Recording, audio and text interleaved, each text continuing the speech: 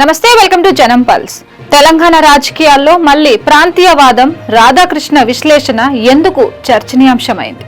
తెలంగాణ రాష్ట్రం ఏర్పడి దాదాపు 12 ఏళ్లు పూర్తవుతున్న సమయంలో మళ్లీ తెలంగాణ, ఆంధ్ర ప్రాంతీయ భావోద్వేగాలు రాజకీయ చర్చల్లోకి రావడం విశేషం. ఇటీవల ప్రొఫెసర్ నాగేశ్వర్ చేసిన వ్యాఖ్యలు, వాటిపై జనసేన కార్యకర్తల స్పందన, అనంతరం పవన్ కళ్యాణ్ తెలంగాణ ఆవిర్భావ దినోత్సవం రోజున సభ నిర్వహించాలని చేసిన ప్రయత్నం, ప్రభుత్వ అనుమతి నిరాకరణ, కాంగ్రెస్ నాయకుల విమర్శలు, బీఆర్ఎస్ నాయకుల స్పందనలు, ఇలా వరుస పరిణామాలు తెలంగాణ రాజకీయాలను మరోసారి ప్రాంతీయ కోణంలోకి నెట్టాయి. ఈ మొత్తం వ్యవహారంపై ఆంధ్రజ్యోతి ఎండీ వేమూరి రాధాకృష్ణ తన కొత్త పలుకు సంపాదకీయంలో సుదీర్ఘ విశ్లేషణ చేశారు.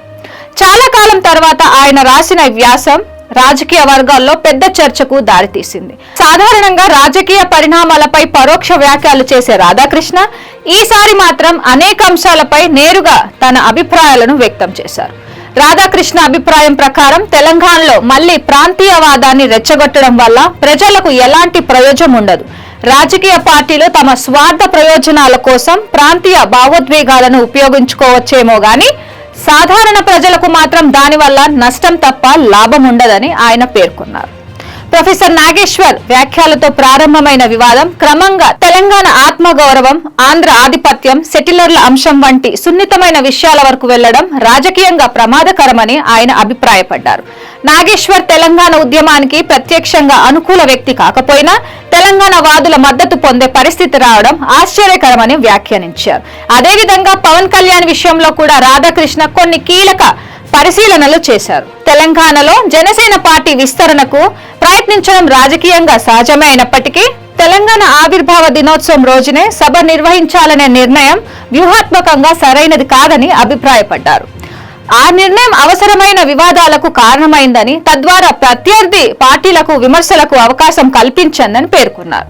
ఇక కాంగ్రెస్ పార్టీ నాయకుల వైఖరిని కూడా ఆయన విమర్శించారు. పవన్ కళ్యాణ్ పై వ్యక్తిగత రాజకీయ విమర్శలు చేయడం ద్వారా కాంగ్రెస్ నాయకులు తెలియకుండానే బీఆర్ఎస్ కు రాజకీయ లాభం చేకూర్చారని విశ్లేషించారు.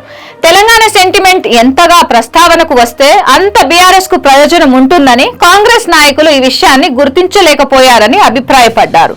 తెలంగాణ ఉద్యమ కాలంలో ప్రధానంగా వినిపించిన అంశాల్లో ఒకటి ఆంధ్ర పెట్టుబడిదారుల ఆధిపత్యం అనే వాదన. అయితే రాష్ట్ర విభజన తర్వాత కూడా హైదరాబాద్ అభివృద్ధిలో ఆంధ్ర, తెలంగాణ దేశ విదేశాల పెట్టుబడిదారులకు భాగస్వాములయ్యారని రాధాకృష్ణ గుర్తు చేశారు. రాష్ట్ర ఆర్థికాభివృద్ధికి పెట్టుబడులు కీలకమని, పెట్టుబడిదారులను ప్రాంతాల వారీగా విభజించడం అభివృద్ధికి ఆటంగా మారుతుందని పేర్కొన్నారు.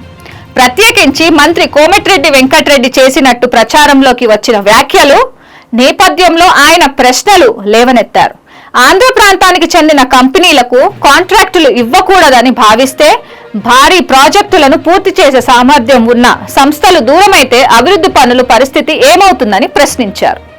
ఒకవైపు విదేశీ సంస్థలను ఆహ్వానిస్తూ మరోవైపు దేశంలోని ఇతర రాష్ట్రాల కంపెనీలపై వివక్ష చూపడం సరైనది కాదని అభిప్రాయపడ్డారు. ఇక బీఆర్ఎస్ పాలనపై కూడా రాధాకృష్ణ విమర్శనాత్మక వ్యాఖ్యలు చేశారు. 9.5 ఏళ్ల పాలనలో తెలంగాణకు చెందిన ఎంతమంది పారిశ్రామికవేత్తలు, కాంట్రాక్టర్లు ఎదిగారో తెలంగాణ సమాజం సమీక్షించాలని సూచించారు.